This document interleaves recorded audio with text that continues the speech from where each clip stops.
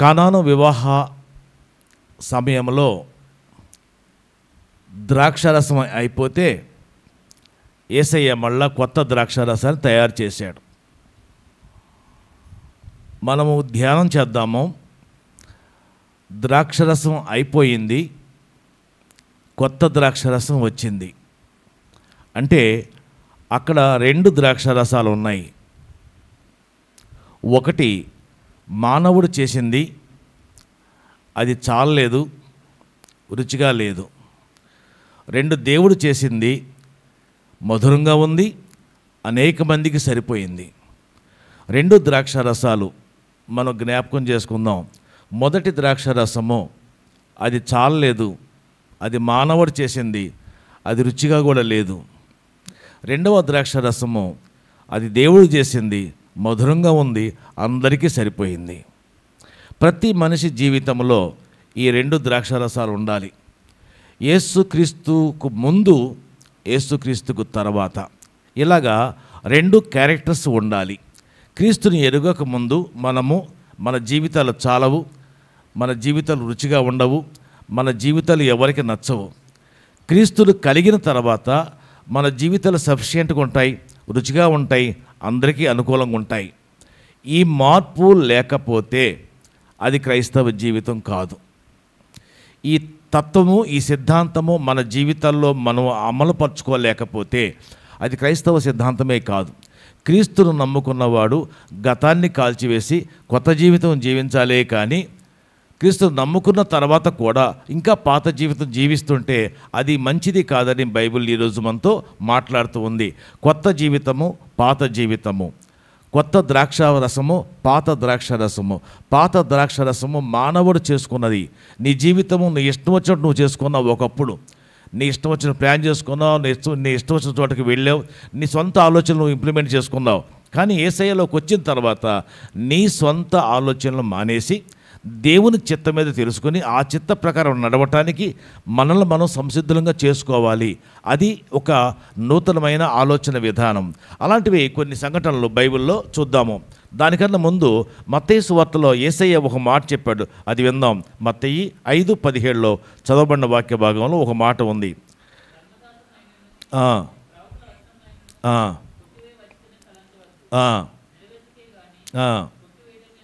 చాలు. అక్కడ ధర్మశాస్త్రం గురించి కూడా యేసయ్య ఒక మాట చెప్తున్నాడు.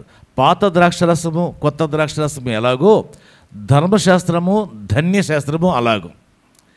ధర్మశాస్త్రము మానవుడు చేసుకున్నది, మోషే ద్వారా దేవుడిచ్చింది, అది మానవుడిని ఉద్దేశించి చేసింది. ధన్యశాస్త్రము దేవుడిచ్చింది, ఇది మానవ కొత్త జీవితానికి పునాది.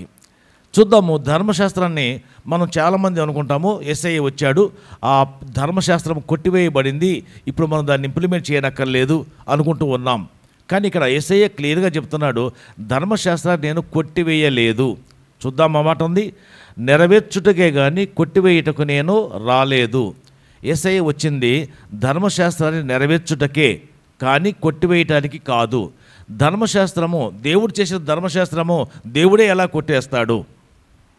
ఆయన మోషే ధర్మశాస్త్రం మోషేకి ఇచ్చి, మోషే ద్వారా ప్రజలకు చెప్పించి, ప్రజలందరూ పాటించేలాగా చేసి, పాత నిబంధన అంతా కూడా ప్రజలకు చెప్పి చెప్పి చెప్పి కొత్త నిబంధనకు వచ్చేసి అది అక్కర్లేదులే అంటాడా?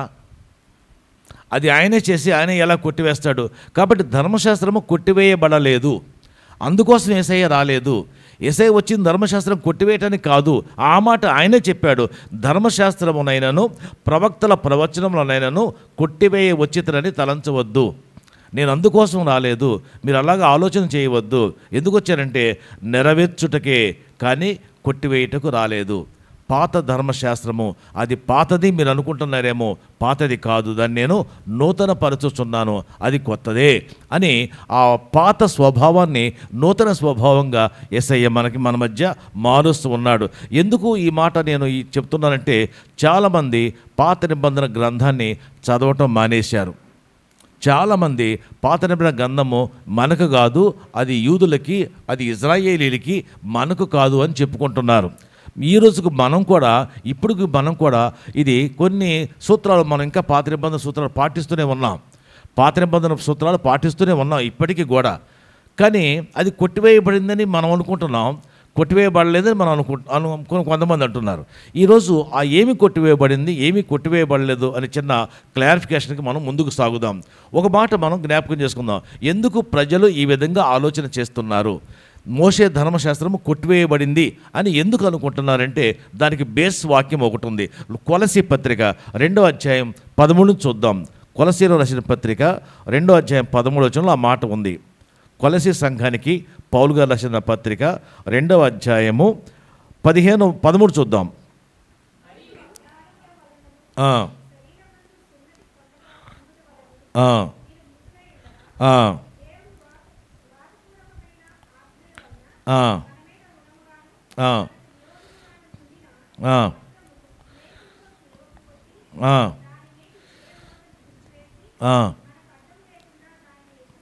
చాలు, అంతవరకు చాలా, అంతవరకు చూద్దాం. ఇక్కడ ఏముంటాయంటే వ్రాతపూర్వకమైన ఆజ్ఞ వలన మన మీద రుణముగాను మనకు విరోధముగాను ఉండిన పత్రమును మేకులతో కొట్టాడు యేసయ్య. వ్రాతపూర్వకమైన ఆజ్ఞ, వ్రాతపూర్వకమైన ఆజ్ఞ అంటే ఏంటంటే ఇది రాసి ఇచ్చిన ఆజ్ఞ. దేవుడు మనకి రాసి ఇచ్చిన ఆజ్ఞ ఏమిటది? దశమ ఆజ్ఞలు, 10 ఆజ్ఞలు. దేవుడు మోషేకి టైంలో రాసి ఇచ్చిన ఆజ్ఞ, ఇవి చేయాలి, ఇవి చేయకూడదు అని కొన్ని ఆజ్ఞలు మోషేకి ఇచ్చాడు. ఒక మాట మనం ఆలోచన చేద్దాం. మోషే కన్నా ముందు ఆజ్ఞలు లేవా? మోషే కన్నా ముందు ధర్మశాస్త్రం లేదా? మోషే కన్నా ముందు ఇది చేయొద్దు, ఇది చేయాలని చెప్పలేదా? అప్పుడు ఉంది, ఇప్పుడు పుస్తకం అయ్యింది. దేవుడు ఆదాము చెప్పింది ఆజ్ఞే. ఆదామా ఈ పండు తినో, ఈ పండు తినొద్దు అన్నాడు ఆయన. అది ఆజ్ఞే, ఇది ధర్మశాస్త్రమే. కానీ అది ధర్మశాస్త్రం, అది నోటి మాట. ఎప్పుడైతే పలక మీదకి వచ్చిందో, ప్లేట్ మీదకి వచ్చిందో, అది మోషే ఇచ్చిన ధర్మశాస్త్రం అయ్యింది. అదే ఆజ్ఞ ఆదాముకు చెప్పాడు దేవుడు. ఆదాము టైంలో ఆజ్ఞ ఉంది, కానీ ఆ ఆజ్ఞ నోటి మాటగా ఉంది. అది చేతి రాతగా ఎప్పుడు వచ్చిందంటే మోషే టైంలో వచ్చింది. మోషే దాన్ని ఆ వ్రాత రూపకమైన దానిగా మార్చాడు. ఇప్పుడు మన చేతిలో ఉంది, మన ముందున్న బైబిల్ అదే. ఈ బైబిల్ వ్రాత రూపకముగా ఉంది, అంటే ఎవరో రాసిందిగా ఉంది. ఇంకెలా ఉంది? మన మీద రుణముగాను ఉంది. ఈ ఆజ్ఞ మన మీద రుణముగా ఉంది. రుణము అంటే అప్పు. అప్పు అంటే నువ్వు తప్పు చేస్తే బలివ్వాలి. పాత నిబంధన కాలంలో ఉంది కదా, నువ్వు తప్పు చేస్తే బలివ్వాలి. మనం చాలా తప్పులు చేసాం, బలిస్తున్నామా? ప్రతి తప్పుకి బలివ్వాలి కదా. అబద్ధం ఆడితే బలివ్వాలి, తప్పు చేస్తే బలివ్వాలి, మోసం చేస్తే బలివ్వాలి. రకరకాల పాపాలకు రకరకాల బలులు ఉన్నాయి. అవి మనం బలులు ఇవ్వట్లేదు, కానీ తప్పులు చేస్తూనే ఉన్నాం. తప్పులు చేస్తూనే ఉన్నాం, బలి ఇవ్వట్లేదు. అంటే మనం ఇంకా రుణపడి ఉన్నాము, ధర్మశాస్త్రానికి రుణపడి ఉన్నాము, దేవుడికి మనం రుణపడి ఉన్నాము.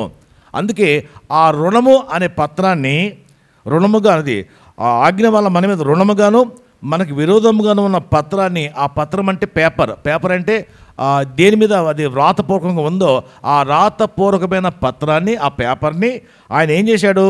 అడ్డం లేకుండా తుడిచివేశాడు. యేసుక్రీస్తు వచ్చి ఆ ఆజ్ఞలన్నీ కూడా తుడిచివేసి అడ్డం లేకుండా చేశాడు, ఎత్తివేశాడు, అపరాధములు క్షమించాడు. ఇక నువ్వు బలివ్వక్కర్లేదు, నేను నీకోసం బలైపోయానన్నాడు.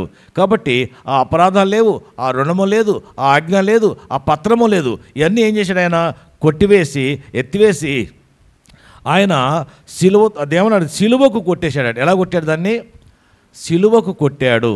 ఏ ఆజ్ఞలన్నీ కూడా పాత నిబంధనలో ఉన్న ఆజ్ఞలన్నీ కూడా సిలువకు కొట్టి వాటిని అది మమ్మల్ని ఆయన ప్రధానులను అధికారులను నిరాయుధులుగా చేసి సిలువ చేత జయోత్సాహంతో వారిని పట్టి తెచ్చి బహాటముగా వేడుకకు కనపరచను. వేడుకకు కనపరచడం అంటే అర్థం ఏంటంటే ఊరేగించడం.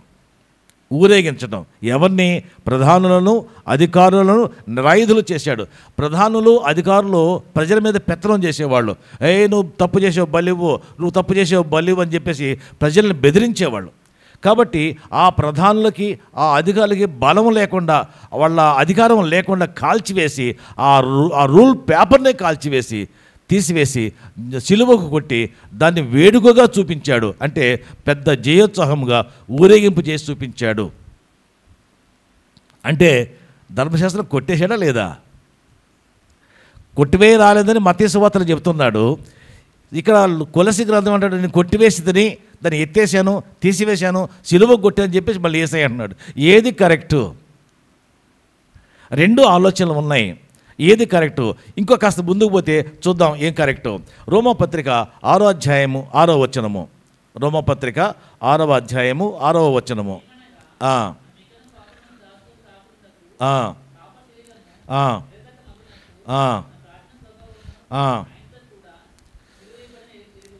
ఎస్, ఏది పోయింది ఏది పోలేదు అనేది పత్రాన్ని మాత్రమే ఆయన సిలువకు కొట్టాడు కానీ పత్రంలో ఉన్న ఆజ్ఞను కొట్టేయలేదు.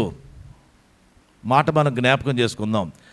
బైబిల్లో ఉన్న పేపర్ అంటే రూల్స్ అన్నింటినీ ఆయన క్యాన్సిల్ చేశాడు. రూల్స్ అన్నీ క్యాన్సిల్ చేసినాయి. All the rules have been cancelled. Rules అన్నీ క్యాన్సిల్ చేశాడు. కానీ ఆ రూలు నువ్వు పాటించాలని నీకోసమైన కొత్త రూల్ ఒకటి ఏర్పాటు చేసి ఉన్నాడు. ఇక్కడ ఏమంటాడంటే పాప శరీరము నిరర్ధకమగునట్లు ప్రాచీన స్వభావము ఆయనతో కూడా సిలువ వేయబడెను. ప్రాచీన స్వభావం అంటే ఏమిటి? కింద ఫుట్నోట్ చూడండి. అంటే అర్థం ఏంటి? నీలో ఇంకోటి ఉన్నాడు. ప్రతి మనిషిలో ఇంకోటి ఉంటాడు కదా, లోపల ఉండి చెబుతూ ఉంటాడు, ఏయ్ అలబో ఇలబో అలబో అని అంటాడే, వాడు ప్రాచీన పురుషుడు. నిన్ను కంట్రోల్ చేసేవాడు వాడే. నువ్వు చర్చికి వెళ్ళాలన్నా, వాక్యం చదవాలన్నా, వాక్యం చెప్పాలన్నా, తప్పు చేయాలన్నా, తప్పు వద్దన్నా వాడు నిన్ను కంట్రోల్ చేస్తున్నాడు. ఆ ప్రాచీన పురుషుడు చావాలి. పేపర్ కాదు చావాల్సింది. పేపర్ను సిలువకేస్తే ఏమొచ్చింది? నువ్వు బైబిల్ తీసుకెళ్తావు, బైబిల్ని సిలువకేస్తావు, ఏమన్నా వచ్చిద్దా? నీ మనసులో మార్పు రాదు.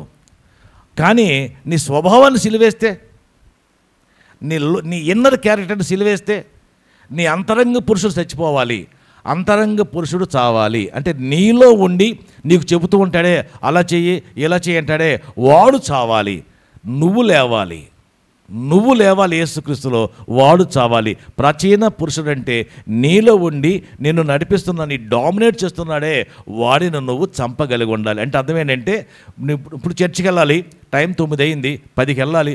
అక్కడ ఎవడు ఉన్నాడులే నెమ్మదిగా పో అన్నాడు అనుకో, నూరు మీరా ఆడుంటే నేను పోవాలి అని బయలుదేరొస్తావే, అది నువ్వు గెలిచినట్లు లెక్క. లేకుండా వాడు నెమ్మదిగా పోదామని అక్కడ ఎవడు లేడంటే వాడు గెలిచినట్లు లెక్క. నీలో ఉన్నవాడు నిన్ను డామినేట్ చేస్తున్నాడు. అప్పుడు నువ్వేం చేయాలి? గెలవాలంటే వాడిని కంట్రోల్ చేయాలి. నువ్వేంటో నాకు చెప్పేది, నాకు తెలుసులేరా, నేను టైంకి వెళ్తానని చెప్పి నువ్వు వస్తే అది టైం అవుతుంది. లేదు నువ్వు లేటుగా వచ్చావనుకోండి, వాడిని గెలిపించినట్టు అవుతుంది. మనం వాడినే అనేకసార్లు గెలిపిస్తున్నాం. ఒక చర్చి విషయమే కాదు, జాబు విషయంలో కానీ, స్కూల్ విషయంలో కానీ, కుటుంబ విషయంలో కానీ, బిడ్డల విషయంలో కానీ, మన బంధువులు, మిత్రులు, స్నేహితులు అందరి విషయాల్లో మన ఇన్నర్ మనిషే మనల్ని డామినేట్ చేస్తున్నాడు. అలా ఉండకూడదు. నువ్వే దేవుడి ద్వారా వాడిని డామినేట్ చేయాలని యేసయ్య ఈరోజు మనతో మాట్లాడుతూ ఉన్నాడు. కాబట్టి ఇక్కడ ఏమిటంటే ప్రాచీన స్వభావము ఆయనతో కూడా సిలువ వేయబడెను. సిలువ వేసింది ఏంటి? పేపర్ కాదు, పత్రము కాదు, బుక్కు కాదు, రూల్ కాదు, నీ స్వభావము. ఎవరు చావాలి ఇక్కడ? నీ ప్రాచీన స్వభావం. ప్రాచీన స్వభావం అంటే ప్రాచీన పాతది. పాత ద్రాక్షరసం, కొత్త ద్రాక్షరసం. నీ పాత ద్రాక్షరసం చాలలేదు, రుచిగా లేదు, ఎవరికి బాగలేదు. నీ కొత్త ద్రాక్షరసం యేసయ్య వచ్చిన తర్వాత నువ్వు రుచిగా మారాలి. నీ ప్రాచీన స్వభావాన్ని సిలువేసి కొట్టేయి. ఇప్పుడు కొత్త ద్రాక్షరసం వచ్చిన తర్వాత ఎవరైనా పాత ద్రాక్షరసం తాగారా? కొత్త ద్రాక్షరసం వచ్చిన తర్వాత ఎవరైనా పాత ద్రాక్షరసం తాగారా? తాగలేదు. పైగా వాడు అంటాడు, ఒక విట్నెస్ చేసిన వాడు అంటాడు, నాకు కొత్తదేమరా ఇంకా అంటాడు. నువ్వు పాత మంచిది దాచిపెట్టుకున్నావే, మంచిది ముందు ఇవ్వచ్చు కదా అని వాడు డిమాండ్ చేస్తాడు. అంటే అర్థం ఏంటంటే నీ పాత స్వభావాన్ని కాల్చివేసి, అది అక్కర్లేదు మాకు, కొత్తదే మాకు కావాలని ఆ పెళ్లి వాళ్ళు అడిగారు. అంటే నువ్వు నీ పాత స్వభావాన్ని కాల్చివేసి కొత్త స్వభావాన్ని ఎగ్జిబిట్ చేయాలి. లోకానికి నువ్వు కాదు, నీలో ఉన్న క్రీస్తు కనపడాలి. పాత స్వభావం అంటే నువ్వు, నూతన స్వభావం అంటే నీలో ఉన్న క్రీస్తు. ఈ స్వభావాన్ని, ఈ క్యారెక్టర్ని, ఈ డిఫరెన్స్ మనం చేయకపోతే దెబ్బతిన్న వాళ్ళం అవుతున్నాం. అందుకే నీ పాప శరీరము స్వభావము సిలువతో, ఆయనతో కూడా సిలువ వేయబడినని అని ఎరుగుదము. అంటే ఏమిటి? సిలువ వేయబడిన ఈ ప్రోగ్రాం అయిపోయిందా? అవ్వాలా? పాస్ట్ టెన్స్, గతించిపోయింది. ఇంకొక విషయం చెప్పాలంటే నీ పాపము యేసయ్య సిలువలో ఎప్పుడో కొట్టేశాడు. కాదా? అవునా? మన పాపములు సిలువలో యేసయ్య కొట్టివేశాడా లేదా? కొట్టేశాడు. ఇది అంటాడు ఇక్కడ, నీ పాప స్వభావము ఆయనతో కూడా సిలువ వేయబడినని ఎరుగుదము. Let us know it. తెలుసుకుందాం. మనం తెలుసుకుందాం. ఏం తెలుసుకుందాము? మన పాప స్వభావము, మనం చేసే పాపాలు యేసయ్య సిలువలో కొట్టివేశాడు. ఇక మనము ఎవరికి బానిసలము కాదు, ఎవరికి దోషులము కాదు, ఎవరికి సంజాషి ఇచ్చుకోనక్కర్లేదు, ఎవరికి సారీ చెప్పాల్సిన అవసరం లేదు. అంటే అర్థమేంటంటే నువ్వు పాపం చేసావు, బలి ఇవ్వాలి పాత ధర్మశాస్త్రం ప్రకారం. యేసయ్య అంటాడు నువ్వు బలి ఇవ్వనక్కర్లేదు, నేనే నీ బదులు బలైపోయాను, ఎవరిని అడిగితే నా పేరు చెప్పన్నాడు. చాలదా? ఇక నువ్వు బలి ఇవ్వాలా?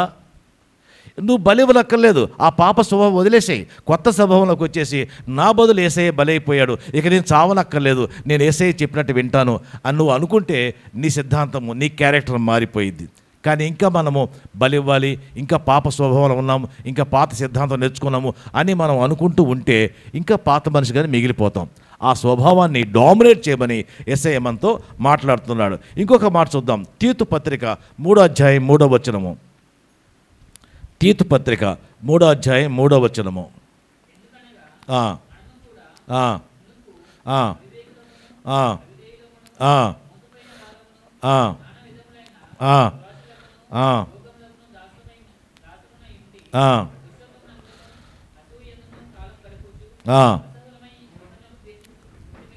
చాలు.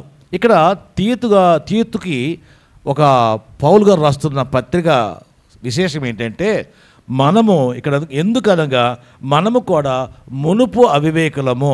మునుపు అంటే అర్థం ఏంటి? మునుపు అంటే ముందంటే గతించిన కాలం. ఇక్కడ పౌలు గారు ఆ సంఘానికి రాస్తున్నాడు, మనమందరం మునుపు ఎలాంటి వాళ్ళము?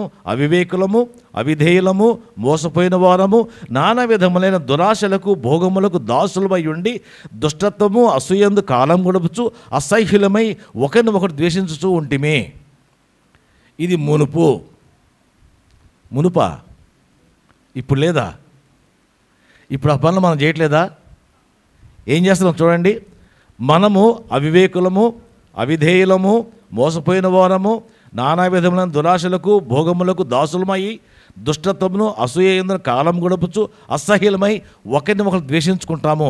ఇది ఎప్పుడు జరిగింది? మునుపా ఇప్పుడా? కానీ యేసయ్య దాన్ని మునుపు చేశాడు. దాన్ని అది సిలువలో కొట్టివేయబడింది, ఇప్పుడు లేదు నీకు, కానీ నువ్వు దాన్ని ఇంకా ఇంప్లిమెంట్ చేస్తున్నావు. యేసయ్య దాన్ని కొట్టివేసినా నువ్వు దాన్ని పాటిస్తూనే ఉన్నావు. తప్పెవరిది? యేసయ్యదా నీదా?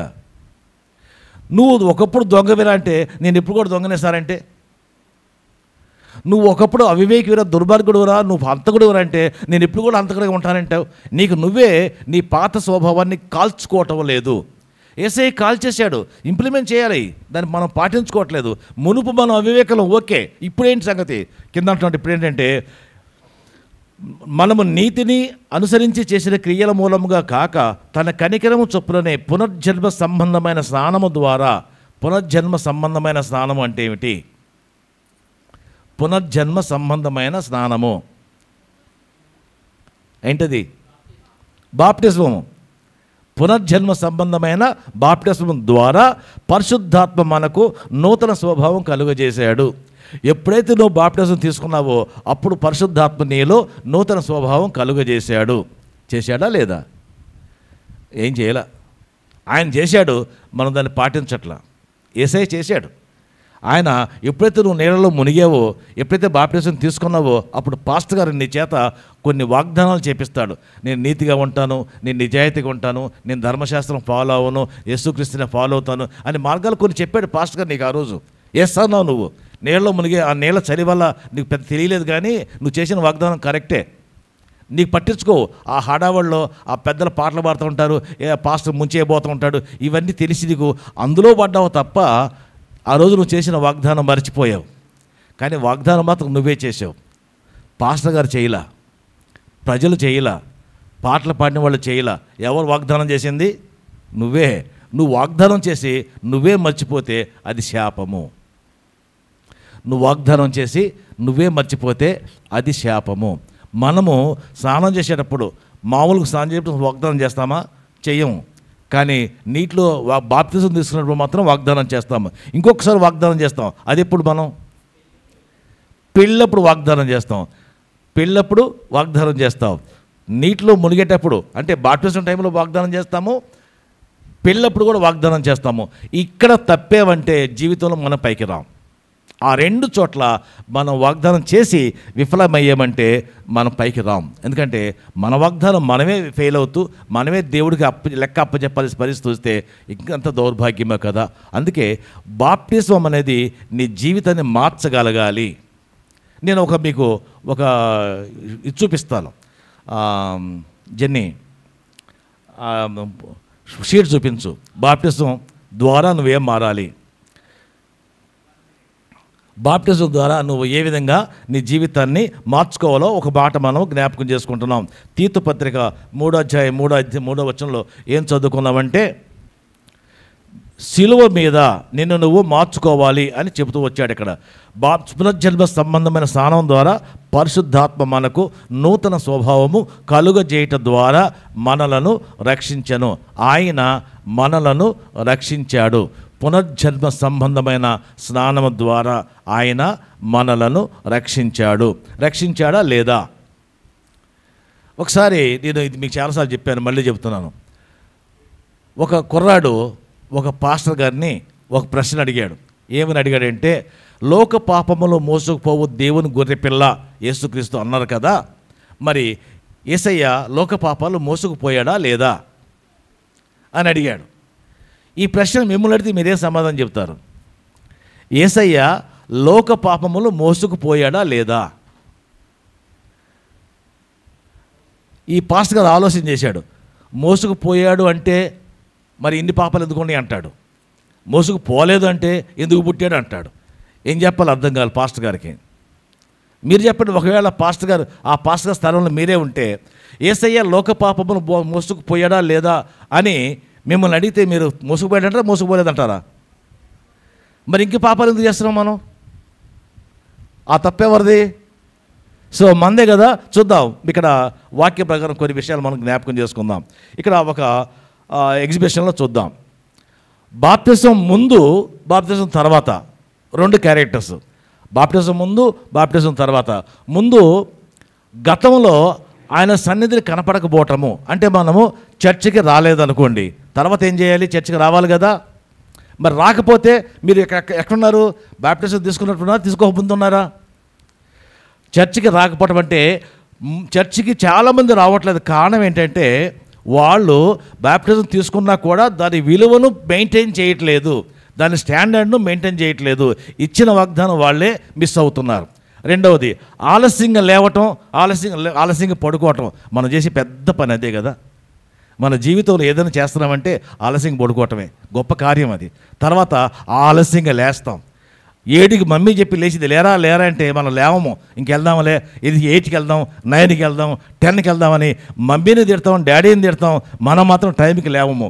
ఇది లేవటము తప్ప కాదా? బాప్టిజం ముందు నువ్వు దేవుడికి వాగ్దానం చేసి బాప్టిజం తర్వాత నువ్వు చర్చికి ఆలస్యంగా వస్తే తప్పెవరిది? బాప్టిజం ముందు నువ్వు వాగ్దానం చేసావు, నేను నా అలవాట్లు మార్చుకుంటానన్నావు. వాగ్దానం చేసావు లేదా? ఆ ట్యాంకులో నీళ్ల మధ్య నువ్వు నిలబడి వాగ్దానం చేసి ఇప్పుడు ఏం చేస్తున్నావు? ఆలస్యంగా లేవటం, ఆలస్యంగా పడుకోవటం. తద్వారా నువ్వు చేసిన వాగ్దానము నువ్వే మిస్ అవుతున్నావు. అది శాపమా పాపమా? శాపము. మూడవది టీవీలు, మొబైళ్ళు, నెట్ చూడటం. నేను చూడొద్దని చెప్పట్లా, ఎంతవరకు చూడాలో అంతవరకే చూడాలి. ఎంతవరకు అవసరమో అంతవరకు చెక్. నేను కూడా చూస్తాను, కానీ నాకు ఏది అవసరమో చూసుకుంటాను, అది చెక్ చేసి రాసుకుని పక్కన పెట్టేస్తా. కానీ మనము అదే పనిలో మునిగిపోతే ఇప్పుడు టీవీలు, మొబైల్లో ఇది చాలా ఫ్యాషన్ అయిపోయింది. ఇప్పుడు ఏమైందంటే ఫేస్బుక్లో అకౌంట్ లేకపోతే లేదా నీకు అయ్యో పాపం అంటున్నారు. అదేదో తప్పులాగా, నేరం చేసిన వాళ్ళలాగా. ఈ రోజుల్లో గర్ల్ ఫ్రెండ్ లేకపోతే ఇది గర్ల్ ఫ్రెండ్ లేదంటరా అని ఎగతాళి చేస్తున్నారు. సొసైటీ అలా తయారైంది. ఇక్కడ అంటున్నాడు అవన్నీ ఉంటే నువ్వు పాత అలవాట్లు మార్చుకున్నావా? మార్చుకోకపోతే నువ్వు ఎక్కడ ఫెయిల్ అవుతున్నావు? బ్యాప్టిస్ట్ దగ్గర నువ్వే ఫెయిల్ అవుతావు. అంటే ఇవన్నీ ప్రాచీన పురుషుడు. నువ్వు నూతన పురుషుల్లోకి రాలేకపోతున్నావు, ఇక్కడే ఉండిపోతున్నావు. తర్వాత బూతులు మాట్లాడటం. ఈ మధ్య బూతులు మాట్లాడటం ఫ్యాషన్ అయిపోయింది. ఎంత ఫ్యాషన్ అయింది, ఆఫీసులో అందరూ దర్జాగా బూతులు మాట్లాడుతున్నారు, మగాళ్ళు ఆడవాళ్ళు కూడా. ఈ ఆఫీసుల్లో, బస్ స్టాండుల్లో, రైల్వే స్టేషన్లో, ఈ బస్ కోసం వెయిట్ చేసేటప్పుడు, ట్రైన్ కోసం వెయిట్ చేసేటప్పుడు మాట్లాడే మాటలు, టెలిఫోన్లో మాటలు చూస్తే అసహ్యం వేసింది. లేడీస్ చదువుకోని వాళ్ళు పల్లెటూరులో మాట్లాడితే పోనీ తెలియదు అనుకోవచ్చు, కానీ చదువుకున్న వాళ్ళు కూడా టైలు కట్టుకుని ప్యాంట్లు వేసుకుని కోట్లు వేసుకుని కూడా బూతులు మాట్లాడే సంస్కారం మన మధ్య కనిపిస్తుంది. ఇది ఉంటే బూతులు మాట్లాడటము తప్పు కదా, మనం మార్చుకోవాలి కదా. బాప్టిజం తీసుకున్న తర్వాత అక్కడ నువ్వేం రాస్తావు? ఇది మీకు ఇవ్వకపోతాను షీట్ మీద, మీ అందరూ రాసేవాళ్ళు నాకు. ఇది ప్రింట్అవుట్ తీసి మీకు ఇస్తాను, మీరు మార్చుకున్న లేదని చెప్పాలి. తర్వాత మందు, సిగరెట్, గుట్కా. మందు లేనిది ముద్ద దిగట్లే ఈ మధ్య మన వాళ్ళకి. సిగరెట్ లేకపోతే ఆలోచనలే రావట వాడికి. ఏదో సిగరెట్ అంటే నేను ఆలోచించేది సిగరెట్ మీదే అంటాడు. ఆడు చిన్నప్పుడు చదివే పని చేసినట్టు మాట్లాడతాడు. గుట్కాలంటే చాలామంది గుట్కాలు అవుతున్నారు. ఇదంతా ఎప్పుడు బ్యాప్టిజం కన్నా ముందు. ఓకే, తీసుకున్నావు, అయిపోయింది. తీసుకున్న తర్వాత నువ్వు మార్చుకోవాలి కదా. అక్కడ మారేవా, అది శాపము. నాకు ఒంట్లో బాగలేదు, నా పిల్లోడు నా మాట ఏంటలేదు, నా కూతురుకు బాగలేదు, ప్రార్థన చేయండి అయ్యగారు అంటామే. ఇవి మార్చుకోకపోతే అయ్యగారు ప్రార్థన చేసి ఏం ఉపయోగం? అయ్యగారు ప్రార్థన చేస్తారు, ఆయన ఏమని ప్రార్థన చేస్తారు? ప్రభువా వీడిని కాపాడు. యేసయ్య అంటాడు, ఒరే నోరు మూసుకోరా, వాడు చాలా పాపాలు ఉన్నాయి అంటాడు. అప్పుడు పాస్టర్ గారు చేసే ప్రార్థనలు ఫలించదు. నీలో ఈ పాపాలు ఉన్నంత వరకు దేవుడిని ఆశీర్వదించకపోతే ఫలితాలు రావు, నువ్వు సక్సెస్ చూడవు. తర్వాత అబద్ధాలు ఊరికే అబద్ధాలు ఆడతాం మనం. చిన్న విషయాలు కూడా అబద్ధం. మమ్మీ అంటది బయటికి పోయి నువ్వు వెళ్ళి 1 కేజీ చింతపండు తేరా అంటావు. నువ్వు పోయి 1 గంట తర్వాత వస్తావు. ఎక్కడ పోయారు అంటే ఫ్రెండ్ కనపడరు మమ్మీ. ఆడు ఫ్రెండ్ లేడు, ఏం లేడు, ఆడు టీవీ చూస్తూ కూర్చున్నాడు అక్కడ. చిన్న విషయాలకి పెద్ద అబద్ధం ఆడటం పాపము అని బైబిల్లో ఉంటే చిన్న విషయాలకు మనము అబద్ధాలు ఆడుతున్నాం. ఇది పాత అలవాటు, కొత్త అలవాటు లేదు, కొత్త జీవితం లేదు. ఇదన్నీ పాత ద్రాక్ష రసాలే, ఇవన్నీ ప్రాచీన పురుషులే. వీళ్ళని మనం యేసయ్య చంపేశాడు, వీళ్ళందరినీ యేసయ్య సిలువకేసి కొట్టేశాడు. కానీ నువ్వేమనుకుంటున్నావు, ఇంకా నన్ను కొట్టలేదు, ఇంకా నేను నా పాపాలు నాలో ఉన్నాయని నువ్వు దాన్ని డామినేట్ చేయలేకపోతున్నావు. ఆ బలము నీకు ఉంది, నీలో ఉన్న శక్తిని ఎదుర్కొనే బలము నీకు ఉంది, కానీ నువ్వు దాన్ని జయించలేకపోతున్నావు, ఆ బలాన్ని నువ్వు పొందుకోలేకపోతున్నావు. ఇక మూఢనమ్మకాలు.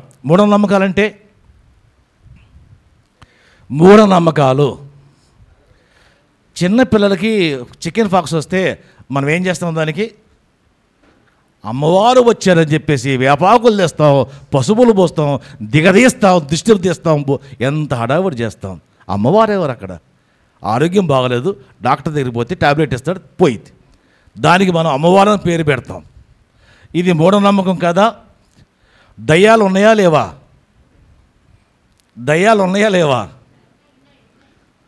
వీళ్ళే దయ్యాలు ఉన్నాయా లేవా? మళ్ళీ చెప్తున్నా, దయ్యాలు ఉన్నాయా లేవా? మళ్ళీ అడగండి, ఒకసారి జ్ఞాపకం చేసుకోండి. దయ్యాలు ఉన్నాయా లేవా? దేవుడు ఉంటే దయ్యాలు ఉంటాయి. కానీ ఇప్పుడు దయ్యం అంటే ఎవరు? Negative thinking, fall natures. Okay, అది వేరే విషయం. అది ఇప్పుడు మనం మామూలుగా దయ్యం అంటే ఏమైనా అర్థమైన మనం ఏమనుకుంటే, మా తాతయ్య చచ్చిపోయాడు, మా అమ్మయ్య చచ్చిపోయింది, మా అమ్మ వచ్చింది, మా నాన్న వచ్చాడు, మాట్లాడుతున్నాడు. అబద్ధాలు అవన్నీ, అవంతా వేస్ట్. అదేం లేదు అక్కడ. ఒక్కసారి మనిషి చనిపోతే అతను మళ్ళీ ఎవరికి కనపడ్డు, ఎవరికి రాడు. మీ అమ్మ రాదు, మీ నాన్న రాడు. మరి వచ్చే వాళ్ళందరూ ఫాలెన్ ఏంజెల్స్, పడిపోయిన దూతలు సైతాన్ ఏం చేస్తాడంటే నువ్వు ఎక్కడ బలహీనంగా ఉన్నావో అక్కడ కొడతానికి వస్తాడు, నీ దగ్గరికి వస్తాడు. నువ్వు మీ అమ్మంటే చాలా ఇష్టం అనుకో నీకు. అప్పుడు మీ అమ్మ చనిపోయిన తర్వాత అప్పుడు నువ్వు అమ్మ చచ్చిపోయింది, నాకు బతుకులేదు, నేను చచ్చిపోతాను, నేను బతకను, నా వల్ల కాదు నువ్వు అనుకుంటూ ఉంటావు కదా. అప్పుడు సైతాన్ ఏం చేస్తాడు, ఒక దూతను పంపించి ఎవరే పోరా వాడు అమ్మ దగ్గర బాధపడతాను పోరంటే వాడు వచ్చి ఇంకో మనిషిని చేరి అమ్మలాగా మాట్లాడటం మొదలుపెట్టుతాడు. కొడుకా నన్ను మర్చిపోయావా, నాకు చికెన్ పెట్టలేదురా, నాకు బిర్యానీ పెట్టలేదురా అంటే వీడు ఏడ్చేసి అమ్మకి బిర్యానీ కావాలంట, అమ్మకి చికెన్ కావాలని చెప్పేసి వీడు పోయి చికెన్ తెచ్చి అమ్మకి పెడతాడు. తినేది అమ్మ కాదు, ఆ అమ్మాయి. సో మూఢాచారాలు, దయ్యాలు లేవు, వస్తే అది సైతానే. దేవుడున్నాడు, దయ్యం అంటే సైతాను. మీ అమ్మ రాదు, మీ నాన్న రాడు, మీ తాత ఎవరు రాడు, వాళ్ళు ఎవరు లేరు అసలు. ఒకసారి గతించిన తర్వాత రారు. కానీ మనం ఏమంటే వాళ్ళే వచ్చినట్టు ఫీల్ అవుతాం ఎప్పుడంటే సైతాను మాట్లాడినప్పుడు. అది మూఢనమ్మకం, అది మూఢనమ్మకం. మనం ఇంకా ఇక్కడే ఉన్నాము. యేసుక్రీస్తులో బాప్టిజం తీసుకున్న తర్వాత కూడా ఇంకా నువ్వు మూఢనమ్మకాలు ఫాలో అవుతున్నావంటే తప్పు ఎవరిది? నెక్స్ట్ పాట విగ్రహారాధన. అమ్మ ఇది మీకు అందరికి ఇస్తారు, రాసుకోవద్దు ఎవరు, మీకు ఇస్తారు. విగ్రహారాధన అంటే ఏమిటి? విగ్రహాన్ని ఎదురుగా పెట్టి పూజ చేయటం, అవును కదా. విగ్రహాన్ని ఎదురుగా పెట్టి పూజ చేయటం. నేను విగ్రహాన్ని పూజ చేయట్లేదు, ఒక అమ్మాయిని ప్రేమిస్తున్నా, అది విగ్రహారాధన కాదా? విగ్రహారాధనే. నువ్వు లేకపోతే బతకలేను, నువ్వు లేకపోతే చచ్చిపోతాను, నువ్వే నా ప్రాణం అంటాడే, ఈ ఏడుపులన్నీ విగ్రహారాధనే. ఆ దేవుడితో కూడా మనం ఇదే చెప్తాం కదా, దేవుడా నువ్వు లేకపోతే చచ్చిపోతాను, నువ్వు రావాలి, నాకు సహాయం చేయాలి, అది పూజే కదా. విగ్రహారాధన అంటే అమ్మాయే కాదు, డబ్బు కూడా. ఎవడైతే డబ్బును ఎక్కువ ప్రేమిస్తాడో అది విగ్రహారాధన. ఎవరైతే భర్తను ఎక్కువ ప్రేమిస్తారో అది విగ్రహారాధన. ఎవరైతే భార్యను ఎక్కువ ప్రేమిస్తాడో అది విగ్రహారాధన. ఎవరైతే పిల్లల్ని ఎక్కువ ప్రేమిస్తారో అది విగ్రహారాధన. దేవుడి కన్నా ఇంకెవరినైనా ఎక్కువ ప్రేమిస్తే అది విగ్రహారాధన. దేవుడు తప్ప ఇంకెవరినైనా ప్రేమించి అది విగ్రహారాధన. రాత్రి స్కిట్ ప్రాక్టీస్ చేసాం మన సత్యవతి క్యారెక్టర్లో. ఆమె డబ్బులు అని, నాకు ఆస్తి ఉంది, నాకు ఇల్లు ఉంది, నాకు ఆస్తి ఉంది అంటే ఆ పాస్టర్ గారు చెప్తారు అవన్నీ వేస్ట్ అమ్మ, పరలోకం రావు అని చెప్పి. నీకు కోట్ల ఆస్తి ఉంటే ఆస్తిలో ₹1 పరలోకం వచ్చిద్దా? రాదు. నీకు వడ్డీ నిండా బంగారం దిగేసుకొచ్చేవనుకో ఒక్క నగైన పరలోకం వచ్చిద్దా? రాదు. మరి ఎందుకు ఈ నగలు, ఈ బట్టలు, ఈ డబ్బులు, ఈ సంసారం, నాకు అది ఉంది, నాకు ఇది ఉందని ఎందుకు మనం ఎక్కువ హెచ్చులు కొడుతుంటాం, పోజులు కొడుతుంటాం? ఈ లోకములు ఉన్నంతకాలమే అవన్నీ, తర్వాత ఉండవు. అదంతా విగ్రహారాధన. డబ్బును ప్రేమించిన, నగలను ప్రేమించిన, బట్టలను ప్రేమించిన, కుటుంబాన్ని ప్రేమించిన, దేవుణ్ణి తప్ప ఇంకెవరిని ఎక్కువ ప్రేమించినా అది విగ్రహారాధన. ప్రేమించడం అంటే అర్థం ఏంటి? సరే ప్రేమించడం అనుకున్నాం, ప్రేమించడం అర్థం ఏంటి? ఎవరైనా అట్లా ప్రేమిస్తాడా? అది కాదు కదా ప్రేమ అంటే. ప్రేమించడం అంటే ఫస్ట్ ప్రయారిటీ ఇవ్వటం. ఫర్ ఎగ్జాంపుల్, నాకు పెళ్ళయింది, నాకు భార్య ఉంది, నేను ఇంకో అమ్మాయితో సహవాసం చేస్తున్నాను. నేను పట్టు చీర కొంటాను, నా మనసులో పట్టు చీర నా భార్య కనపడిద్దా, ఆ అమ్మాయి కనపడిద్దా? నా భార్య కనపడితే కరెక్ట్ లవ్ అది, ఆ అమ్మాయి కనపడితే విగ్రహారాధన. నేను ఆల్రెడీ పెళ్లి చేసుకుని ఒక అమ్మాయితో సహవాసం చేస్తూ, ఫ్రెండ్షిప్ చేస్తూ, కాపురం చేస్తూ నేను వేరే అమ్మాయిని మనసులో పెట్టుకుంటే అది విగ్రహారాధన కాదా? ఈ నగలు, ఈ పట్టు చీరలు నేను ఆమె కోసం కొంటే ప్రయారిటీ ఎవరికి ఇస్తున్నాను? నేను భార్యకి ఇవ్వకుండా ఎవరికి ప్రయారిటీ ఇస్తున్నాను? అమ్మాయికి ప్రయారిటీ ఇస్తున్నాను. అది విగ్రహారాధన. ప్రేమ పెళ్ళిళ్ళు, ఈ విడాకులు, విడిపోటాలు, కట్నాలు, కానుకలు, కొట్టుకోవటం, చావటం, ఇదంతా కూడా విగ్రహారాధన. మానేయాలి మనం. అది యేసుక్రీస్తుని ఎరగక ముందు, ఎరిగిన తర్వాత అదంతా మనం మానేయాలి. తర్వాత టీ, కాఫీ, ఆహారపు అలవాట్లు, ఇది చాలా విచిత్రమైన అలవాటు. 4 గంటలకి టీ పడకపోతే నాకు 4 పీగేసిద్దమ్మా అంటారు. ఏమైంది 4 ఏం పీగేసింది నీకు? ఒక టైం ఉంటుంది, ఆ టైంలో 2 రోజులు టీ తాగిన తర్వాత 3వ రోజు కూడా టీ తాగాలనిపిస్తుంది. ఓకే, అదేం ప్రాణం పోయే ఇష్యూ కాదు. మనం అక్కడ మాత్రం నాకు 4 పీగేస్తుంది, టీ టీ టీ టీ. సమస్య అది కాదు, నువ్వు దానికి అలవాటు అయిపోయావు. నువ్వు టీకి బానిసమైపోతున్నావు. డామినేట్ చేయి. టీ నోరు మూసుకో, నీకు గంట తర్వాత తాగుతానులే అంటే ఎవరేమంటారు? ఏం కాదు. కానీ నువ్వు మాత్రము ఏదో అయిపోతుంది, మునిగిపోతుంది చెప్పేసి చిన్న చిన్న అలవాట్లు ఇక్కడ మొదలు పెడుతుంటాం. ఇంకొక మాట జ్ఞాపకం చేసుకుంటారు. పాత నిబంధన కాలంలో పంది మాంసం తినడం తప్పు, అవునా? ఇప్పుడు తప్ప కాదా? ఎందుకు తినట్లేదు మనం? ఏనుగు తిన్నవాడివి, మేకను తిన్నవాడివి, ఏనుగు తినొచ్చు కదా, పంది మాంసం తినొచ్చు కదా. ఇప్పుడు ఏంటంటే ఫీలింగ్, పాత నిబంధనలు చెప్పాడు కదా దేవుడు తినకూడదు, అప్పుడు మేక మాంసం కూడా మానే, ఇది మాత్రం తింటావు, అది మాత్రం తినవు. ఎందుకంటే అది నచ్చింది, ఇది తింటే అందరు ఎగతాళి చేస్తారు, అందుకని తినవు. అంతేగాని నీ మనసులో మాత్రం కోరిక ఉంటుంది, తింటే బాగుండు కదా. అది ఆహారపు అలవాట్లు. నీ ఇష్టాన్ని నువ్వు ఇంప్లిమెంట్ చేసుకుంటావు. ఎవరన్నా ఏమనంటే మాత్రం దాన్ని మానేస్తావు. అదేమంటే బైబిల్ చెప్పింది కదా అంటావు. పేరు మాత్రం బైబిల్, చేసే పనులని దొంగ పనులు. ఆహారపు అలవాట్లు మార్చుకోకపోతే ఎంతవరకు మన జీవితం మారుతుంది? ఇంకొక అలవాటు చూద్దాం. కులం, మతం, ప్రాంతం, భాషా భేదాలు. వాడు ఆంధ్ర వాడురా, ఆడితో మాట్లాడకూడదు అని వీడు అంటాడు, అనొచ్చా? వాడు తెలుగు వాడురా, వాడు మరాఠీ వాడురా, వాడితో మనం మాట్లాడుకుంటే వీడు అనొచ్చా? మీరు మాలోళ్ళు, మేము మాదిగోళం అనొచ్చా? ఈ ప్రాంత భేదాలు, ఈ భాషలు తేడాలు ఉండొచ్చా? ఉంటే క్రైస్తవులు ఎలా అవుతాం మనం? ఇవన్నీ పెట్టుకుని మనం చర్చకు వచ్చి పాటలు పాడతాం. ఇన్ని పెట్టుకుని మనం చర్చకు వచ్చి పాటలు పాడతాం. ఇది అలవాట్లు. ఇంకొకటి క్యారెక్టర్ ఉంది. సరే, నెక్స్ట్ అది కూడా చూడు.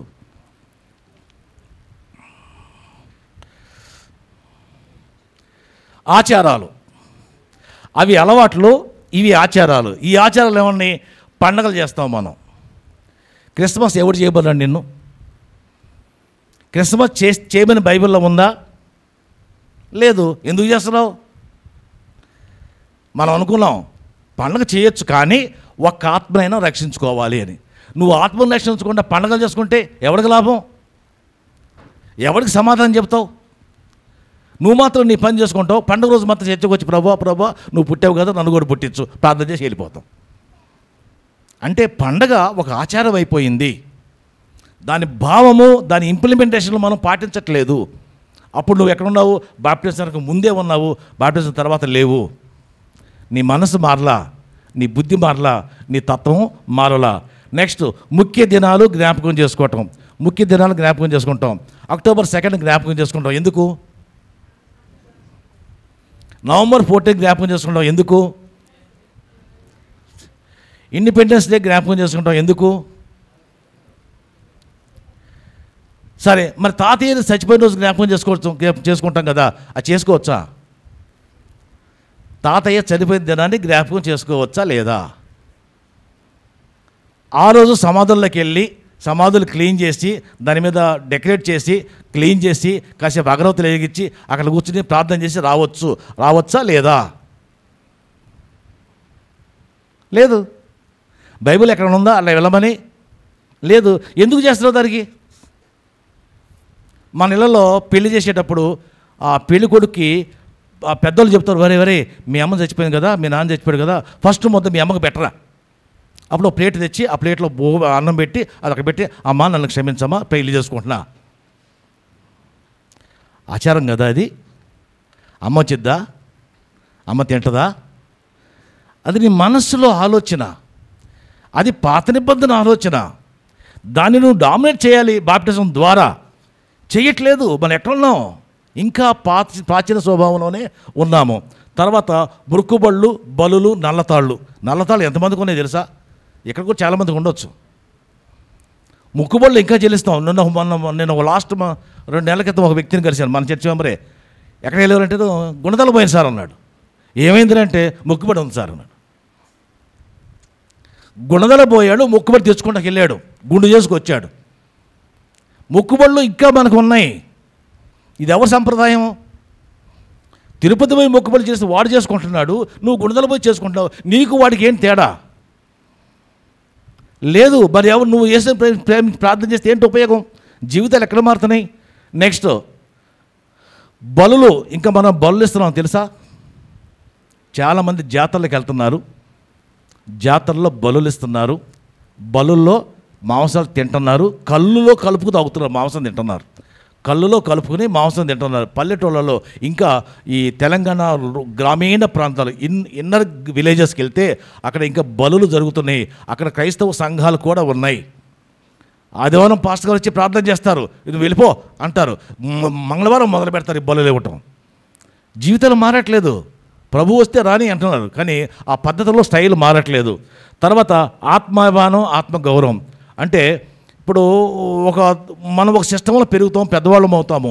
కానీ ఆ సిస్టమ్ మార్చమని పిల్లకాయలు చెప్తే మనం వినం. నేను మారను రా విధవా, నేను 30 ఏళ్ళు పెరిగాను రా అని మన పిల్లల మీద డామినేట్ చేస్తాం. సిస్టమ్ని మార్చుకోము మనం. ఓకే, నువ్వు చిన్నప్పుడు పుట్టావు, చిన్నప్పుడు పెరిగావు, ఓకే. ఇప్పుడు పద్ధతి మారిపోయింది కదా, ఈ పద్ధతి ప్రకారం నువ్వు మారాలి కదా. మానము, సావనైనా చస్తాను కానీ నీ మాట వినరా అంటాడు పెద్ద ఆయన. అంటే ఆత్మాభిమానం ఎంత పెద్ద ఆత్మాభిమానమో, ఆత్మకు అభిమానం. ఆత్మాభిమానం వల్ల మన జీవితంలో మనమే చెడగొట్టుకుంటున్నాం. మన ఇష్టం వచ్చి ప్రవర్తిస్తాము. పిల్లలు మారేస్తున్నారే, లోకం మారుతుంది. ఇప్పుడు పాస్టర్ గారు వచ్చి అంటాడు, ఆదివారం చర్చి ఉదయం 9 గంటలకు అనుకున్నాం కాదయ్య గారు, మనం టైమింగ్స్ మార్చాము, నేను మార్నింగ్ 7కే పెడతాను అనుకోండి. ఏం పాస్టర్ నీ ఇష్టం వచ్చి పెట్టేస్తావా, మాకు కుదరదా, మేము రాం, మేము 9 అనుకున్నాం 9కే వస్తాం. ఇదేంటి ఆచారం కదా. అంటే మన సిస్టమ్ని మనం మార్చుకోవట్లా. మన జీవితం కోసం ఏసైని మారమంటున్నాం. ఏసయ్యా నువ్వు మారిపో, నా స్టైల్ ఇదే అని ఏసైని మారమంటున్నామే తప్ప మనం మారట్లా, మన సిస్టమ్ మారట్లా. ఈ ముక్కుబళ్ళు, ఈ నల్లతాళ్ళు, ఆత్మాభిమానాలన్నీ అవే. ఆత్మాభిమానం, మనకు ఆత్మకు అభిమానం ఉంటుంది. నేను ఒకసారి చెప్పాను, ఎవరన్నా వచ్చి పొగిడితే భోజనం పెట్టేస్తాం కొంతమంది. అబ్బా నువ్వు చాలా మంచిదనమ్మా, ఈరోజు సంఘంలో భలే చక్కని పాట పాడావమ్మా, నీ పాట చాలా బాగుందంటే భోజనం పెట్టేస్తాం. నీ వాక్యం బాగా రుచిగా ఉందంటే 1000 రూపాయలు కానుక ఇచ్చేస్తాం. అంటే నిన్ను పొగిడి నీ దగ్గర నిన్ను మోసం చేయడానికి జనం ప్రయత్నిస్తాం చేస్తుంటే నువ్వు తెలుసుకోకుండా పొంగిపోయి వాళ్ళకి కానుకలు ఇచ్చేస్తే నష్టపోయేది ఎవరు? నువ్వు కాదు, సైతాను. నేను బాగా తెలివిగా డామినేట్ చేస్తున్నాడు. నీ ఆస్తి మొత్తం కూలగొడుతున్నారు. నేను చాలా సందర్భాలు విన్నాను. పెద్ద పెద్ద జమీందారులు, పెద్ద పెద్ద డబ్బులు ఉన్న వాళ్ళందరూ కూడా నెక్స్ట్ తరం డబ్బులు లేకుండా అప్పులు చేస్తున్నారు. ఎందుకంటే దాన ధర్మాలు, కీర్తికాంక్ష, నన్ను అందరూ మెచ్చుకోవాలి, నా పేరు పైకి రావాలి, నా పేరు పేపర్లో వేయాలి, నా పేరు అందరూ మెచ్చుకోవాలి, నేను నా కొడుకు పెళ్లి చేశానంటే అటు 7 తరాలు ఇటు 7 తరాలు మెచ్చుకోవాలి. ఏమైంది మెచ్చుకుంటే? నష్టం ఎవరికి? 1 కోటి రూపాయలు ఖర్చు పెట్టి పెళ్లి చేస్తావు. భోజనంకి నువ్వు ఎన్ని రకాల డిషెస్ చేసినా కూడా తినేది ఇంతే.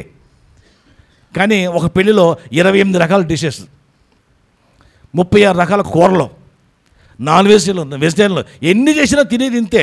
కానీ ఎందుకంటే పలానా ఆయన పెళ్ళి భలే చేశాడు రా అనుకోవటం కోసం నష్టపోయింది ఎవరు? ఆ డబ్బు పేదవాడికి ఇస్తే వాడు బాగుపడేవాడు కదా. నీ పేరు కోసం, నీ గొప్ప కోసం, నేను 10 మంది మెచ్చుకోవడం కోసం డబ్బులని వృధా చేసి నేను బాప్టిజం పొందానంటే, చర్చకు వచ్చానంటే ఏంటి లాభం? ఎవరికి లాభం? అది ఏసైకి లాభమా, నీకు లాభమా? ఏసైకి లాభం లేదు, నీకు లాభం లేదు. తప్పు చేస్తున్నాం. ఇంకా శకునాలు, వాసులు, ముహూర్తాలు ఇంకా చూస్తున్నాం మనం, ఇంకా చూస్తున్నాం. ఎదురుగా నల్ల పిల్లి ఎదురొస్తే ఆ రోజు ప్రయాణం మానేస్తాం. పూజారికి ఫోన్ చేసి, అయ్యగారు రేపు మా అబ్బాయి పెళ్లి పెట్టుకుంటున్నాం, డేట్ చెప్పండి అని పూజారికి ఫోన్ చేస్తాం. పూజారి చెప్పిన తర్వాత ఆ టైం తీసుకెళ్ళి పాస్టర్ గారు చెప్పి, పాస్టర్ గారు రేపు పెళ్ళి, మా అబ్బాయి పెళ్ళి ఈ టైంకి పెట్టాలి, ఈ టైంలో లగ్నం పత్రిక ఫిక్స్ అయిపోయింది, నువ్వు పెళ్లి చేయి అని పాస్టర్ చెబుతాం. ఎంత ఘోరంగా ఉన్నామో తెలుసా? ముహూర్తాలు పాస్టర్లు చెప్పాలా లేకపోతే పూజారులు చెప్పాలా? మనం పూజారి దగ్గరికి వెళ్ళి డేట్ ఫిక్స్ చేసుకుని, వజ్జాలు చూసుకుని, టైం ఫిక్స్ చేసుకుని, దుర్ముహూర్తాలు చూసుకుని ఆ టైం తీసుకొచ్చి పాస్టర్ గారు చెప్పి, పాస్టర్ గారు ఈ టైంలో పెళ్లి చేయాలని నువ్వు పాస్టర్ గారు చెబుతున్నావే, అది నువ్వు బాప్టిజం తీసుకున్నావా తీసుకోలేదు? ఇంకా నువ్వు ఎక్కడున్నావు నువ్వు? ఇవన్నీ కూడా మన ఆచారాలు, శకునాలు, వాస్తులు చాలామంది మధ్య ఇళ్లలో వాస్తులు చూడకుండా ఇల్లు చూడట్ల. ఈస్ట్ ఫేస్ ఉందా? ప్రతి ఇల్లు అంటే ఈస్ట్ ఫేస్ ఉందా? ఏమైందో ఈస్ట్ ఫేస్ ఉంటే? ప్రతి వాడు ఈస్ట్ ఫేస్ ఉందా లేదా వెస్ట్ ఫేసా? మేము కొనం. అదేమంటాడు వాస్తు దారి వీధి సోల ఇల్లు కొననే కొన్నవాడు. ఎందుకు కలిసి రాదట? ఏసయ్య ఉంటే ఎందుకు కలిసి రాదు? ఈ వీధి సోలలు, ఈ ముహూర్తాలను ఏసై పెడితే నువ్వు ఏసైని మర్చిపోయి దీన్ని నమ్ముకుంటే ఎలాగో? సరే, రకరకాల సిద్ధాంతాలు, రకరకాల ప్రార్థనలో ఆన్లైన్ ప్రేయర్ చేస్తాం, ఫాస్టింగ్ ప్రేయర్ చేస్తాం, చైన్ ప్రేయర్ చేస్తాం, ఫాస్టింగ్ ప్రేయర్ చేస్తాం, చర్చిలో ప్రేయర్ చేస్తాం. ఇన్ని ప్రేయర్ చేసావు కదా, నీ జీవితం మారిందా? ఎవరి కోసం చేస్తున్నావు? మనం ఈ చర్చ స్టార్ట్ చేసి 3 years అయింది, 4th year యానివర్సరీ చేసుకుంటున్నాం. 4 సంవత్సరాల్లో 4 కుటుంబాలను రక్షించబడ్డాయని నేను మొన్న లెక్కలేసుకుంటే ఒక్క కుటుంబం కూడా లైన్లో రాలా. ప్రార్థనలు చేస్తున్నారు. కాస్త మెచ్చుకోబోయే విషయం ఏంటంటే కాస్త అంతకుముందు ప్రేయర్ చేసేవాళ్ళు కాదు, ఇప్పుడు ప్రేయర్ చేస్తున్నారు. అదే తేడా, ఇంకేమీ జీవితాలు మారలా. మరి ఈ 4 కుటుంబాల కోసమే 4 సంవత్సరాలు పడితే ప్రపంచాన్ని మారాలంటే ఎన్ని సంవత్సరాలు పట్టిద్ది? మనం మారట్లేదు, మన తత్వాలు మారట్లేదు. రకరకాల సిద్ధాంతాలు, ఒకడు డ్రమ్ము కొట్టొద్దంటాడు, ఒకడు మ్యూజిక్ ప్లే చేయొద్దంటాడు, ఒకడు చప్పట్లు కొట్టొద్దంటాడు, ఒకడు యేసుక్రీస్తు దేవుడే కాదంటాడు, ఒకడు ఆదివారం చర్చికి రావద్దంటాడు, ఒకడు శనివారం చర్చి అంటాడు. రకరకాల సిద్ధాంతాలు నువ్వు పెట్టుకుని దేవుడు సహాయం చేయలేదని బాప్టిజం తీసుకున్న తర్వాత కూడా నీ జీవితం మారకపోతే ఎలాగో? బానిసత్వము, ఇంకా జమీందారులు, బాసులు, పాస్టర్లు, సైతాన్లు ఉన్నారు. ఇంకా పాతకాలంలో జమీందారులు, ఇప్పుడు కూడా మనం అయ్యగారు అంటాం. విలేజ్కి పోతే ఆ జమీందారు ఉంటాడు కదా, విలేజ్ హెడ్ ఉంటాడు కదా, ఆ దగ్గర పోయి మనం చేతులు కట్టు నిలబడతాం. అయ్యగారు బాస్ అంటాం. మన ఆఫీస్కి వెళ్తే ఆఫీస్లో బాసులు ఉంటాడు, బాస్ దగ్గర పోయి గుడ్ మార్నింగ్ సార్ అని చేతులు కట్టుకుని నిలబడతాం. ఎందుకు మన జీవితాలు మారట్లేదు? ఎవరికి బానిసవు నువ్వు? నీ ఆఫీసర్కి నువ్వు బానిసవా? నీ బానిసత్వం ఎందుకు వచ్చింది నీకు? నీ పాస్టర్కి నువ్వు ఎందుకు బానిసలాగా బ్రతుకుతున్నావు? పాస్టర్ దేవుడు కాదు, ఒక మనిషి, నీలాంటి మనిషి. వాడికి నువ్వెందుకు కాళ్ళు పట్టుకుంటావు? పాస్టర్లు కాళ్ళు పట్టుకుంటేనో లేకపోతే బాస్ కాళ్ళు పట్టుకుంటే ప్రమోషన్లు వస్తాయా? పాస్టర్ కాళ్ళు పట్టుకుంటే పాస్టర్ పరలోకం పంపిస్తాడు నిన్నేమైనా? లేదు కదా. పాస్టర్ పరలోకం పంపించడు, బాస్ ప్రమోషన్ ఇవ్వడు, జమీందారులు నీకు కూడు పెట్టడు. సైతాన్ని నమ్ముకుంటే ఇలాంటి పనులు చేస్తాం. మనం ఏం చేస్తామంటే ప్రార్థన, నేను మా బ్యాంకులో ఒకటి చెప్పాను, వాడు ఎగ్జామ్ కోసం చదవకుండా జోన్ల మీద ఫోన్ చేసి అయ్యగారు నన్ను ప్రమోట్ చేయండి సార్, ఈసారి మీకు నేను ఒక ఫ్రిడ్జ్ ఇస్తానని చెప్పి ఒక ఫ్రిడ్జ్ కానుకిచ్చి ప్రమోషన్ కొట్టేస్తాడు. ఇదా కరెక్ట్ సిస్టమ్? లంచం ఇచ్చి ప్రమోషన్ తీసుకోవడం ఎందుకు? నువ్వు చదివి ప్రమోషన్ తీసుకో. అంటే ఎవడు నీకు బాసుగా ఉండకూడదు, దేవుడు తప్ప ఇంకెవడు బాసుగా ఉండకూడదు. కాకపోతే నువ్వేం చేస్తావు? మీ పాస్టర్ని బాస్ చేసుకుంటావు, మీ బాసును బాస్ చేసుకుంటావు, మీ జమీందార్ని బాస్ చేసుకుంటావు, చివరికి సైతాన్ని కూడా బాసుగా యాక్సెప్ట్ చేస్తావు. అది కుదరదు. ఇంకా మూర్ఖత్వం, ఆరోగ్య నిర్లక్ష్యం అంటే ఈ జబ్బు చేసింది అనుకోండి, జబ్బు చేస్తే దేవుడే తగ్గించాలి, ఆమేన్, నేను దేవుడిని నమ్ముకుంటా, నేను ట్యాబ్లెట్ తీసుకోను. దాన్ని ఏమంటారు? దేవుడే తగ్గించాలి, నేను ట్యాబ్లెట్ తీసుకోలేదు. మరి డాక్టర్లు ఎందుకు? డాక్టర్లకి దేవుడు జ్ఞానం ఇవ్వలేదా? డాక్టర్లకు ఇచ్చిన జ్ఞానం దేవుడు ఇచ్చింది కాదా? నువ్వెందుకు డాక్టర్ దగ్గరికి పోవు? దేవుడే తగ్గిస్తాడు.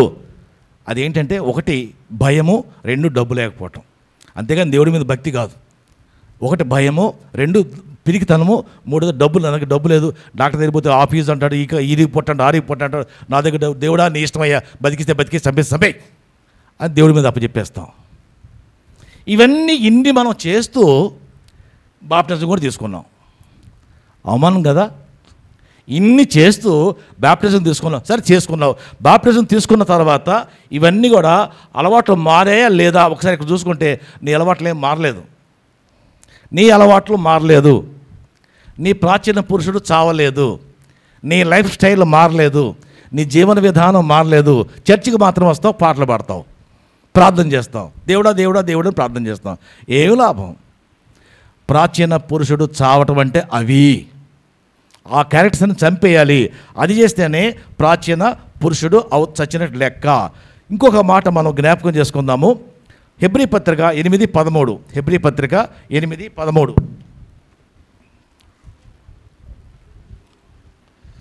అది క్యాన్సిల్ చేసి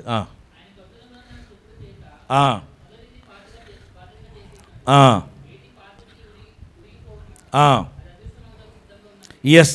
కొత్త నిబంధన, పాత నిబంధన అంటే అర్థం ఏంటంటే పాతది ఉండదు అని అర్థము. పాతది ఉండదు, కొత్తది ఉంటుంది.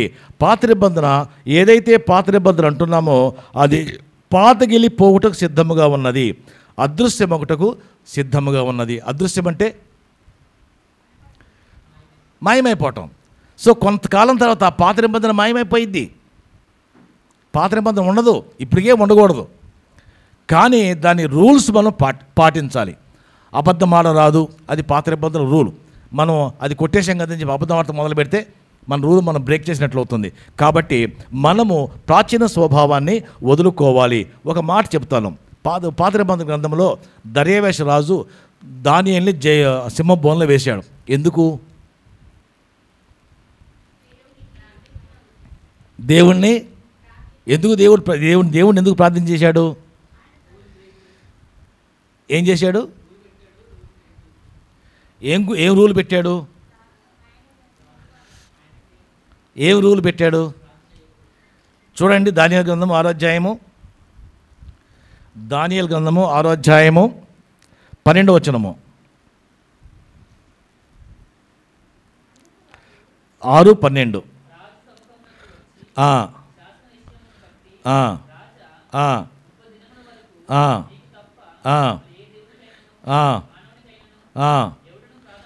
చాలు, ఇది రూలు. ఏం రూలు? నీకు తప్ప ఏ మానవుడికైనాను ఏ దేవుడికైనాను ఎవడు ప్రార్థన చేయకూడదు. ఇది రూలు. నీకంటే దేవుడికి, రాజుకి తప్ప ఏ దేవుడికి మొక్కకూడదు. ఇది మొక్కితే వాడిని చంపేస్తారు. మొక్కితే శిక్ష ఏంటి?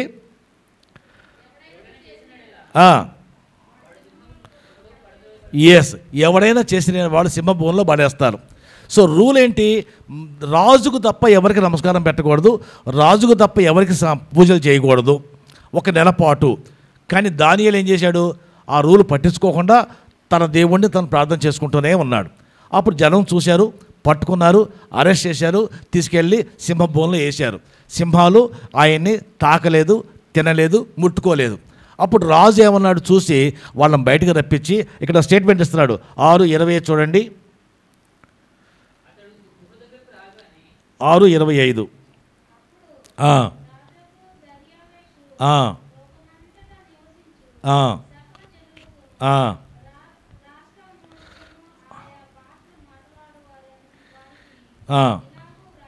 జ్ఞాపకం చేసుకోండి, ఏ రాజు అయితే చట్టం ఫామ్ చేశాడో ఆ రాజే చట్టాన్ని బ్రేక్ చేస్తున్నాడు. ఏమంటున్నాడు?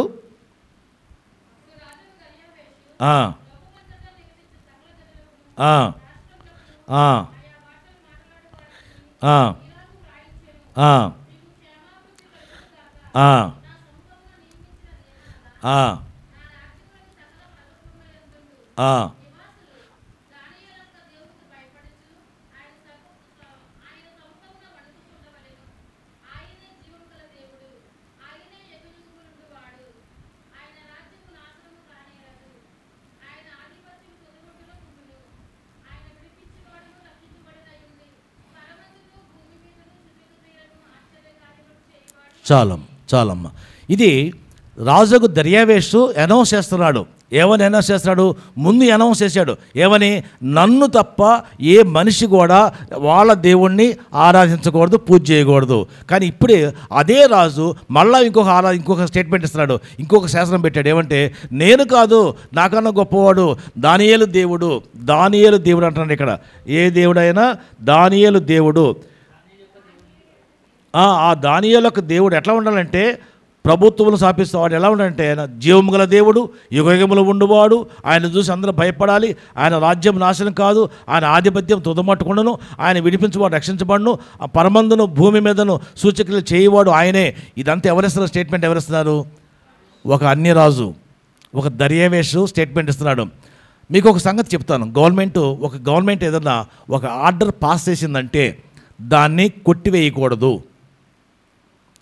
గవర్నమెంట్ ఒక ఆర్డర్ పాస్ చేస్తే దాన్ని కొట్టివేయటం జరగదు. ఫర్ ఎగ్జాంపుల్, పిల్లకాయలు ఎగ్జామ్స్ రాస్తున్నారు, కట్ ఆఫ్ మార్క్స్ 50 మార్క్స్ అన్నారు అనుకోండి. కట్ ఆఫ్ మార్క్స్ 50 మార్కులు అని ఒక స్టేట్మెంట్, ఒక సర్క్యులర్ పాస్ అయిపోయింది. తర్వాత వాళ్ళు గవర్నమెంట్ మనసు మార్చుకొని కట్ ఆఫ్ మార్కులు 50 కాదు 30 అని అనౌన్స్, ఒక తీర్మానం చేసుకొని మళ్ళీ ఏం చెప్పాలి? ఇంకొక సర్క్యులర్ ఇవ్వాలి, కానీ పాత సర్క్యులర్ మార్చకూడదు. జ్ఞాపకం పెట్టుకోండి. ఒక్కసారి ఒక సర్క్యులర్ ఇచ్చిన తర్వాత అది శాంక్షన్ అయిపోయింది అంతే. దాన్ని మాడిఫై చేయాలంటే మాడిఫికేషన్ సర్క్యులర్ ఇంకో కొత్తది ఇవ్వాలి. పాతది మార్చకూడదు, మార్చలేరు. పాతది మార్చకూడదు, మార్చలేరు. అలాగే దర్యావేషరాజు ఒక ఒక రూల్ పాస్ చేశాడు, ఏమని? నన్ను తప్ప ఎవరిని పూజ చేయకూడదని. కానీ అదే రాజు ఆ స్టేట్మెంట్ కొట్టేట్లా కొత్త స్టేట్మెంట్, కొత్త రూల్ పెడుతున్నాడు. ఏమనంటే నన్ను కాదు, ఈ రాజును పూజించండి, ఈయన దేవుడు, నిజమైన దేవుడు అని చెప్పేసి అదే రాజు యెహోవాని ఘనపరుస్తూ ఉన్నాడు. సో పాత నిబంధన ఎప్పుడు క్యాన్సిల్ చేయబడదు, కొత్తది వచ్చిద్ది. అందుకే యేసయ్య చెప్పాడు, నేను పాదాన్ని కొట్టేసే అధికారం ఎవరికి లేదు. యెహోవా ఇచ్చిన అధికారాన్ని యేసయ్య కొట్టివేస్తాడా? కొట్టివేయడు. నేను దాన్ని కొట్టివేయట్లేదు, దాన్ని కాస్త మాడిఫై చేస్తున్నాను. అది ప్రజలకు వీలుగా, ప్రజల ఆచార వ్యవహారాలకు వీలుగా దాన్ని మార్చేస్తున్నాను. ఎలా మార్చాడు తెలుసా మీకు? ఉదాహరణ చెప్తాను. పాత నిబంధన కాలంలో వ్యభిచారం చేయవద్దని మోషే ధర్మశాస్త్రం రాయబడి ఉంది. దాన్ని యేసయ్య మాడిఫై చేశాడు. ఎలా మాడిఫై చేశాడు? ఎస్, అప్పుడు ఇద్దరు కలిస్తే వ్యభిచారము, ఇప్పుడు ఒక్కడు చూసినా వ్యభిచారమే. మోహపు చూపుతో చూస్తే చాలా అది వ్యభిచారమే. అప్పుడు ఒకడు కత్తితో పొడిస్తేనే హత్య, ఇప్పుడు వాడు తిట్టినా హత్యే. ఎంత మార్చేశాడు బైబిల్ దేవుడు. అది మారలేదు, పాత నిబంధన మారలేదు, దాన్ని మార్చలేదు ఆయన, దాన్ని మాడిఫై చేశాడు. మాడిఫై చేసి సిస్టమ్ మార్చుకోమని చెప్తున్నాడు, నీ పద్ధతి మార్చుకోమని చెప్తున్నాడు. ఎలా మార్చుకోమన్నాడు? దొంగతనం అంటే నువ్వు వాడి దగ్గరికి పోయి తెచ్చుకోవటమే కాదు, వాడిని ఆశించిన దొంగతనమే అంటున్నాడు. వ్యభిచారం అంటే చూస్తే వ్యభిచారం అంటున్నాడు. హత్య అంటే పొడిస్తే కాదురా, తిట్టినా హత్య అంటున్నాడు. మన ఈ మధ్య తిడతాం కదా, భలే తిడతాం కదా మనం, కంటి చూపుతో చంపేస్తాను రా అంటాం. అది హత్య కదా? హత్య కదా లేదా? ఈ హత్య బైబిల్ ఎలా చేయదు, ఈ హత్య బైబిల్ అలౌ చేయదు. ఇలాగా మోడిఫికేషన్ వచ్చింది అంతే తప్ప పాత నిబంధన మారలేదు. కాబట్టి ఇక్కడ దర్యావేష్ ఎలాగో తన సిస్టాన్ని మార్చాడో మనము కూడా మన సిస్టాన్ని మార్చుకోవాలి. ఇంకొక ఎగ్జాంపుల్ చెప్తా. రోమన్ గవర్నమెంట్ వాళ్ళు యేసుక్రీస్తుని చంపేశారు కదా. రోమన్ గవర్నమెంట్ వాళ్ళు యేసుక్రీస్తుని చంపేశారు. ఎవరు తెలుసు ఎవరు చంపేశారు? ఎవరి కాలంలో యేసుక్రీస్తు చంపబడ్డాడు? పిలాతు కాలంలో యేసుక్రీస్తు చంపబడ్డాడు. మరి ఆ గవర్నమెంటే, అంటే రోమా గవర్నమెంటే యేసుక్రీస్తుని ఇప్పుడు దేవుడిగా భావిస్తుంది. Roman Catholic mission, RCM, Roman Catholic mission, రోమా గవర్నమెంట్ వాళ్ళది. ఎవరు చేశారు ఇది? ఒకప్పుడు యేసుక్రీస్తుని చంపిన వాళ్ళే ఇప్పుడు ఆ దేవుణ్ణి, ఆ యేసుని రాజుగా, దేవుడిగా ప్రకటిస్తున్నారు. ఎవరు? కాన్స్టాంటినోపుల్ అనే ఒక రాజు, Roman leader, Roman government governor. ఆయన వాళ్ళ అమ్మ ప్రభువుని నమ్ముకున్న తర్వాత కొడుకు చెప్పింది, ఒరే అబ్బాయా నేను దేవుడిని నమ్ముకున్నారా, నువ్వు కూడా నమ్ముకోరా అన్నాడు. అప్పటి నుంచి అతను నమ్మాడు, ఆ రాజ్యం మొత్తాన్ని మార్చేశాడు. రోమన్ గవర్నమెంట్, రోమా సామ్రాజ్యం ఎక్కడుంటే, ఎన్ని దేశాలు ఉంటే అన్ని దేశాల్లో కూడా రోమా సామ్రాజ్యం విస్తరించింది. ఇప్పటికీ కూడా దాదాపు 2000 సంవత్సరాల తర్వాత కూడా ఆ రోమా సామ్రాజ్యం ఇప్పటికీ మన మధ్య ఉంది. మన మధ్య రోమా సామ్రాజ్యం ఉందా లేదా? ఉందా లేదా? ఎలా ఉంది మీకు తెలుసా? ఎలా ఉంది? ఈ గుణదలు తినాలి, అదే గుణదలు పోతాము, మొక్కుబడి చెల్లిస్తాము, అది ఎక్కడుంది? అది ఆర్సీఎం వాళ్ళదే కదా. మేము గుణదలు పోతాం, మొక్కుబడి చెల్లించుకుంటాం అంటామే, గుణదలు ఎక్కడిది? మేరీ మాత. మరి అదే కదా. మరి దేవుడు దాన్ని కొట్టేయాలి కదా, కొట్టేయాలా? సైతాన్ కూడా ఉంటాడు, దేవుడు కూడా ఉంటాడు. నువ్వు జాగ్రత్తగా ఉన్న, దేవుడి దగ్గర పోవాలా, సైతాన్ దగ్గర పోవాలా? నిర్ణయం నీది కానీ దేవుడిది కాదు. నిర్ణయము నీది, దేవుడిది కాదు. ఇంకొక మాట మనం చెప్పుకుని ముగించుకుందాం. అపోస్తుల కార్యముల గ్రంథము 19:19. అపోస్తుల కార్యముల గ్రంథం 19 అధ్యాయం 19 వచనము.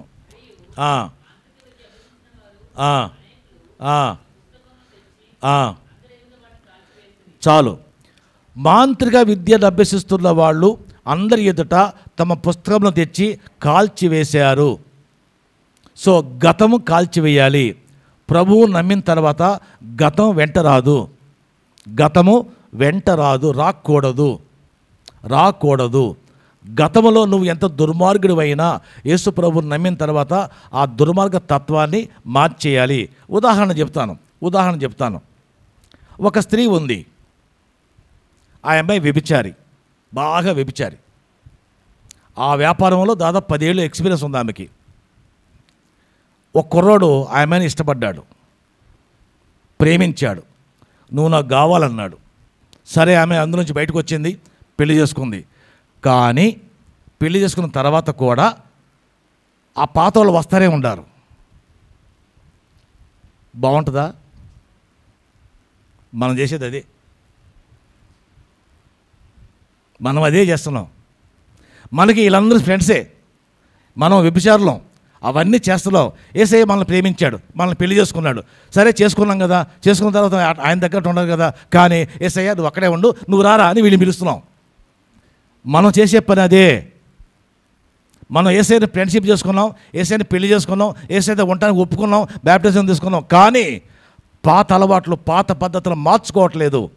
అది మార్చుకోకపోతే మనము వ్యభిచారం కన్నా ఘోరమైన శిక్ష అనుభవిస్తున్నాం. ఇంకొక మాట చెప్పి మనం ముగించుకుందాం. ప్రకటన గ్రంథము 21 అధ్యాయం 2వ వచనము. ప్రకటన గ్రంథము 21:2.